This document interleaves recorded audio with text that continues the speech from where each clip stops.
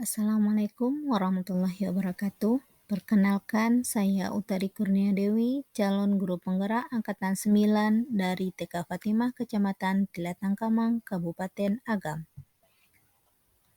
Pada kesempatan kali ini, saya akan memaparkan tugas koneksi antar materi, yaitu kesimpulan dan refleksi pemikiran Ki Hajar Dewantara, Modul 1.1. Menurut Ki Hajar Dewantara, pendidikan dan pengajaran adalah dua hal yang berbeda. Pengajaran adalah bagian dari pendidikan. Pengajaran adalah proses pendidikan dalam memberi ilmu atau faedah untuk kecakapan hidup secara lahir dan batin. Sedangkan pendidikan merupakan pemberian tuntunan terhadap segala kekuatan kodrat yang dimiliki anak agar ia mampu mencapai keselamatan dan kebahagiaan setinggi-tingginya baik sebagai seorang manusia maupun sebagai anggota masyarakat. Dasar-dasar pemikiran Ki Hajar Dewantara. Yang pertama, menuntun. Yang kedua, kodrat anak adalah bermain. Yang ketiga, pendidikan berpihak kepada anak. Yang keempat, pendidik diibaratkan sebagai seorang petani. Yang kelima, budi pekerti. Dan yang keenam, anak bukanlah tabula rasa. Dasar-dasar pemikiran Ki Hajar Dewantara yang pertama yaitu menuntun. Hal ini selaras dengan trilogi pendidikan beliau yaitu Ing Ngarso Sungtulodo, Ing Madya Mangunkarso, dan Tut Uri Handayani, di mana guru menuntun anak untuk menebalkan garis samar-samar agar dapat memperbaiki lakunya menjadi manusia yang seutuhnya. Peran guru di sini adalah sebagai pamong belajar. Bermain adalah kodrat anak. Menurut Ki Hajar Dewantara, permainan anak itulah pendidikan. Pembelajaran bisa diintegrasikan dengan bermain sambil belajar, dan ini sangat sesuai sekali dengan metode pembelajaran di PAUD.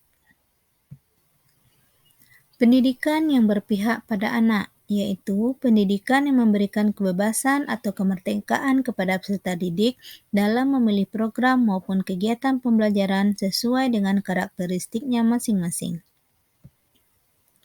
Anak bukanlah tabula rasa. Menurut Ki Hajar Dewantara, anak bukanlah kertas kosong yang bisa digambar sesuai keinginan orang dewasa. Tuntunan yang diberikan dalam pendidikan akan memfasilitasi anak menebalkan garis samar-samar mereka untuk memperbaiki lakunya menjadi manusia yang sesungguhnya. Budi pekerti. Budi pekerti, watak, karakter merupakan perpaduan cipta, rasa, dan karsa. Budi pekerti harus dikembangkan secara seimbang agar kita sebagai seorang guru dapat mewujudkan sifat kebatinan peserta didik kita dengan pasti dan tetap. Pendidik diibaratkan sebagai petani. Baik buruknya peserta didik kita bergantung kepada bagaimana guru memberikan layanan, tuntunan, dan bimbingan. Semakin bagus layanan, didikan, dan bimbingan seorang guru, maka semakin bagus pula peserta didik yang dihasilkannya. Walaupun peserta didik yang dihadapinya bukanlah siswa unggul, tapi jika mereka berada di tangan yang tepat, mereka akan bersinar. Refleksi. Apa yang Anda percaya tentang murid dan pembelajaran di kelas sebelum Anda mempelajari modul 1.1? Sebelum mempelajari modul ini, saya beranggapan bahwa pembelajaran yang berpusat pada guru atau teacher center adalah pembelajaran yang baik karena kita bisa mengkondisikan atau mengatur peserta didik kita sesuai dengan keinginan kita, sehingga apa tujuan yang akan kita capai dapat kita atur sedemikian rupa. Apa yang berubah dari pemikiran atau perilaku Anda setelah mempelajari modul ini? Setelah mempelajari modul ini, saya memahami bahwa pendidikan yang terbaik bukanlah pendidikan yang berpusat pada guru atau teacher center, melainkan adalah pendidikan yang berpihak pada anak, di mana guru berperan sebagai pamong belajar sesuai dengan trilogi pendidikan yang dikemukakan oleh Ki Hajar Dewantara.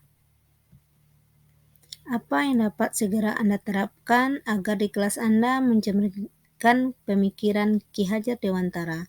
Hal pertama yang akan saya lakukan setelah memahami modul 1.1 ini yaitu menerapkan pembelajaran yang berpihak pada anak, di mana anak diberi kemerdekaan dalam memahami pelajaran sesuai dengan karakteristiknya masing-masing.